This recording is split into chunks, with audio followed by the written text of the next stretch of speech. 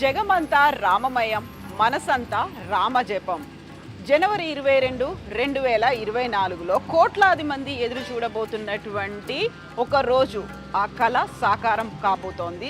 కొన్ని ఏళ్లుగా దశాబ్దాల తరబడి జరుగుతున్నటువంటి ఒక పోరాటానికి ఆ రోజు ప్రత్యక్షంగా అందరూ రామ్ లల్లాని దర్శించుకోబోతున్నారు. అందుకు సంబంధించి ప్రస్తుతం మనం ఉన్నాము రామ్ సేవాపురంలో. ఇందులో ప్రత్యేకంగా కనిపిస్తున్నవి నా పక్కన ఉన్నవన్నీ కూడా శిలలు, వివిధ ప్రాంతాల నుంచి వచ్చినటువంటి శిలల్ని మనం ఇక్కడ చూస్తున్నాము.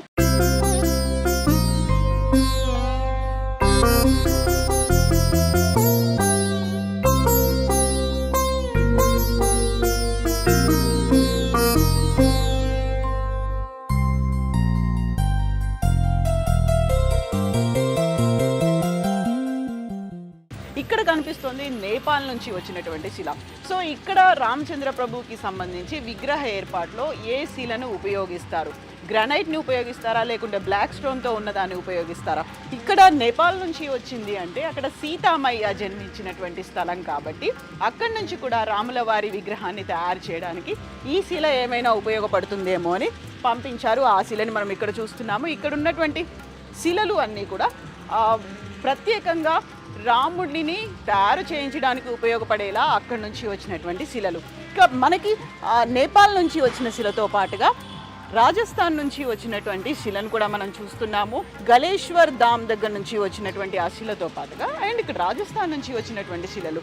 రాజస్థాన్ సే అయి 3 శిలాయ, ఇక్కడ 3 రకాల శిలలు కనిపిస్తున్నాయి. ఈ 3 రాజస్థాన్ నుంచి వచ్చినటువంటి ఈ 3 శిలలు. సో గ్రానైట్ ఉంది అండ్ పింక్ గ్రానైట్ ఉంది. గ్రానైట్కి సంబంధించి ఏది సెలెక్ట్ చేస్తారు? ఓవరాల్గా అయితే ఇక్కడ రామ్ లల్లా విగ్రహ ప్రాణ ప్రతిష్ఠ జరగబోతుంది జనవరి 22న. అక్కడ 3 రకాల విగ్రహాల్ని ఎంచుకున్నట్టుగా రామ్ జన్మభూమి తీర్థక్షేత్ర ట్రస్ట్ వెల్లడిస్తోంది.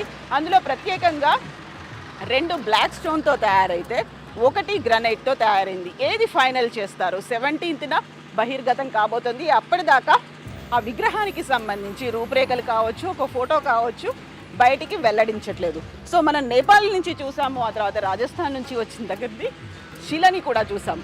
సో ఇక్కడ మనకి కనిపిస్తోంది కర్ణాటకకి చెందినటువంటి శిల. సో ఈ శిలలు కూడా అతి కీలకంగా కాబోతున్నాయి. ఏ శిలని ఎన్నుకుంటారు అనేది. సో 3 రకాల విగ్రహాలను అయితే సెలెక్ట్ చేశారు. అందులో 2 బ్లాక్ స్టోన్ ఉంది, 1 గ్రానైట్ ఉంది. ఇప్పటిదాకా ఒక అఫీషియల్గా ఫైనల్గా ఒక కామెంట్ అనేది రాకపోయినప్పటికీ కూడా రామ్ లల్లా విగ్రహం అనేది బ్లాక్ గ్రానైట్తో ఏర్పాటు చేశారు అనేది, అది కర్ణాటకకి చెందినటువంటి విగ్రహం అనేది. సో ఓవరాల్గా అయితే ఇక్కడ ఉన్నటువంటి ఈ శిలలన్నీ కూడా కర్ణాటక సే అయి 3 శ్యామ్ శిలాయ, అంటే కర్ణాటక నుంచి వచ్చినటువంటి 3 నల్ల రాతి శిలల్ని మనం చూస్తున్నాం.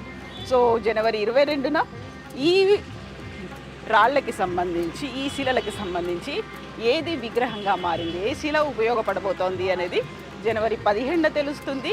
ఆ శిలతో తయారైనటువంటి రామ్ లల్లాకి సరయూ నదీ జలాలతో అభిషేకం చేసిన తర్వాత జనవరి 22న ప్రాణప్రతిష్ఠ జరగబోతోంది.